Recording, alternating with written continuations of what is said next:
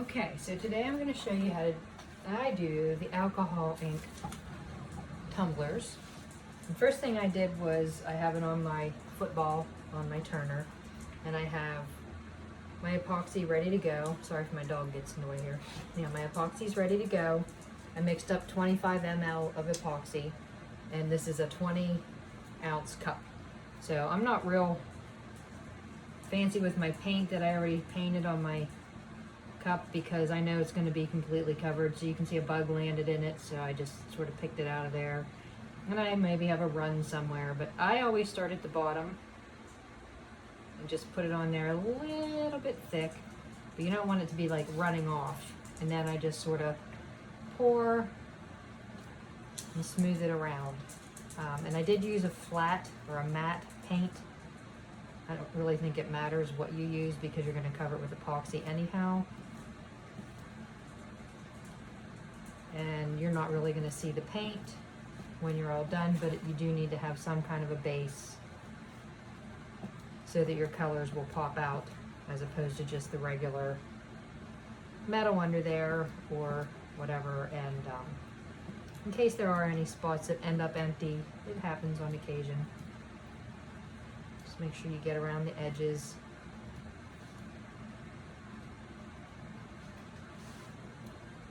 You don't have to be real perfect. You want to try to avoid any bubbles. Today's real hot out here, so I'm not going to get any bubbles anyhow.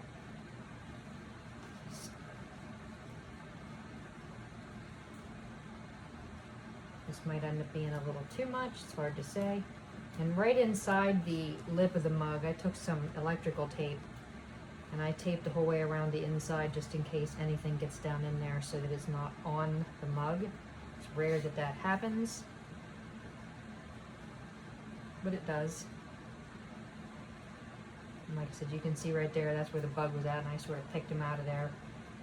If I was going to do glitter or the alcohol inks, I don't care so much if the paint's perfect or 100% coverage, but if I was going to do it just a straight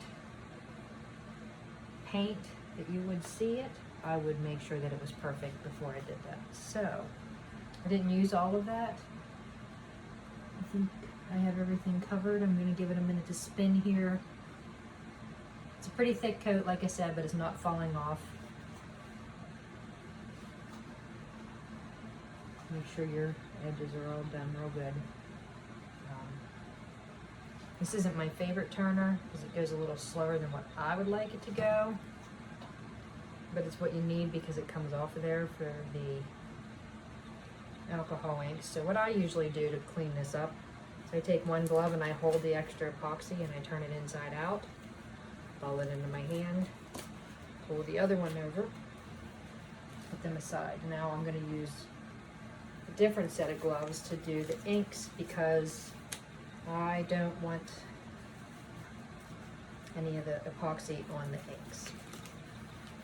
So while that's spinning, you can see it's not exactly level on there. I'm going to open my inks. Today I chose a turquoise.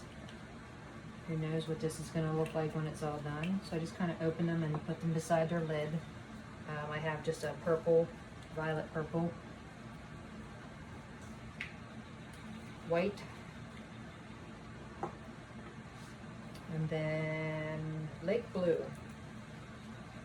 Since that's the last one in my hand, basically what you do is you just kind of put some dots here and there. Make sure you get the bottom edge because that's going to run down onto the bottom.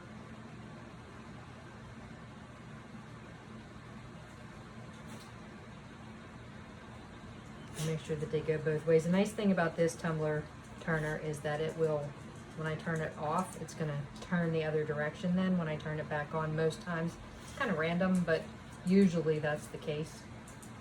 And I kind of go back and forth between my colors. I save the white for last. Now I'm going to start adding the purple. Some people put a whole lot on. I find that it turns into a big blob if you do that, so I don't necessarily put a ton on. I like to put a little bit on and see what happens.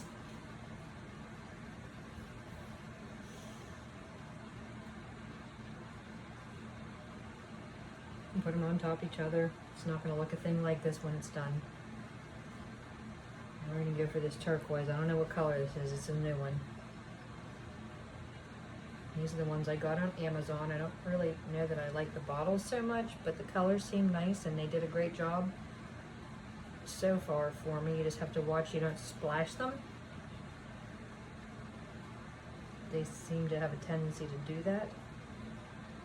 And that looks like green to me. It doesn't look like turquoise, but that's okay. Could be a happy accident in the end. You never know. See how I kind of let some run on this side and some run on that side.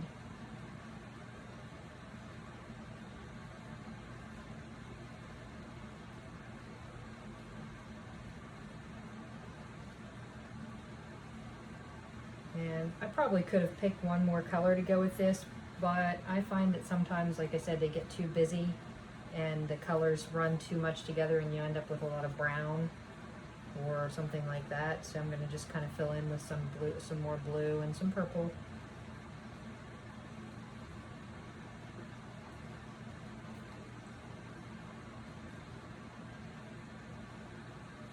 There's no rhyme or reason.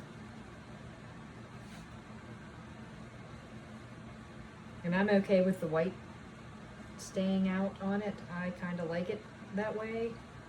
By the time you're done, you probably won't see much of the actual white underneath. Some more of this so-called turquoise in here.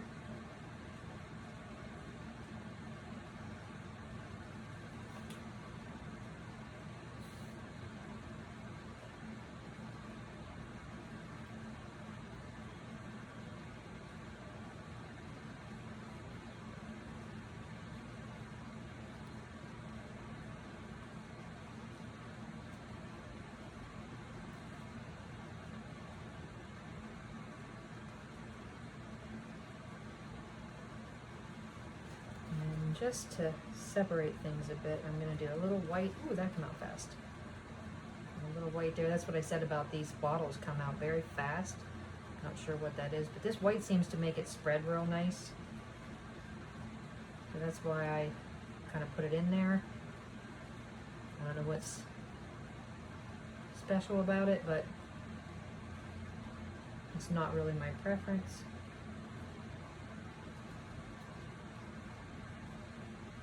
But it does what it needs to do.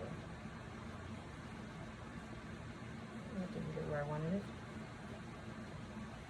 Really hard to squeeze and I have a broken thumb. Yikes. Alright, well I'm going to quit messing with it. And I do think I'm going to grab some pink real quick. Because quite frankly, it needs a little pop of something. Just put that in the empty locations.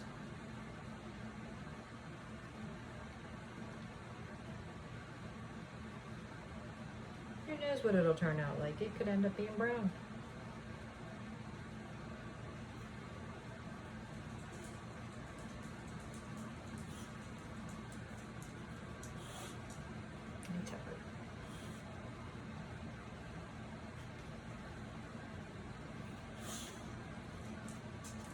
Alright, I'm going to quit messing with it. Put my lids back on. Let it spin for a few minutes. Like I said, some people don't like the white to show from underneath. I don't mind it because in the end you almost always don't see it. Or it kind of just gives it a little extra something if you ask me. There are times I don't want it, so I make sure it's covered. So we'll let it spin a few times. My face is never itchy till I put gloves on. And you see it's sort of filling in everything there. Would you like out? Okay.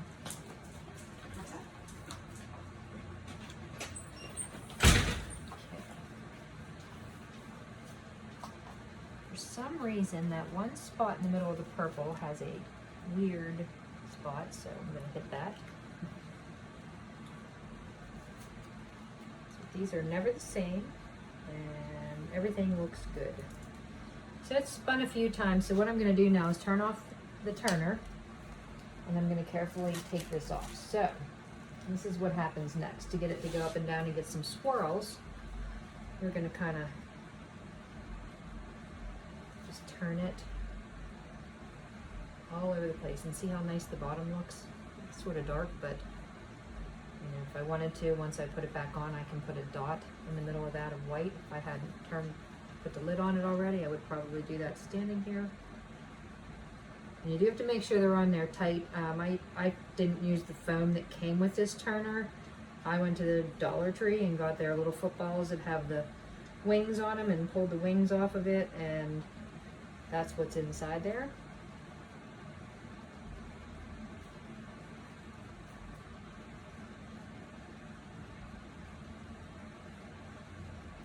See how it's getting the little swirls in there? If you feel like it's not moving enough, then what you do is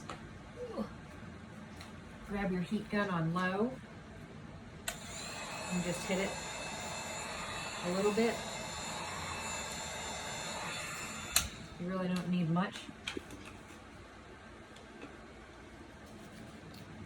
But that starts to make it move, and you can see it. You probably can't see it, but I can see it moving more now. Of course, that side you might be able to.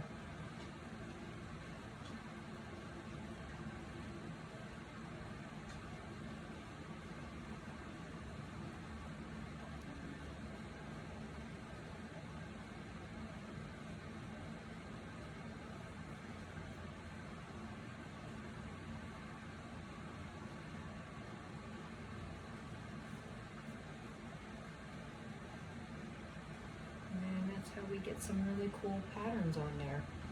So to me, I sort of like how it looks, and it won't look a thing like this when it's done, but right now that's what it looks like, and I like it. So I'm going to put it back on, turn it on, and let it go. Whenever it's all done, it's all done. Usually what I do is I'll set my timer for about 30 minutes and then come down and let it spin the other direction for the rest of the time. That way it is a little more random. 30 minutes is the point where things are starting to settle down, so you don't want to let it go much longer than that. But you do want to make sure it spins the opposite way if you have one that does that. If it doesn't, no big deal either. Usually these gloves are okay, so I'll use them next time I do epoxy instead of wasting a pair of gloves because I'm cheap. And that is alcohol ink.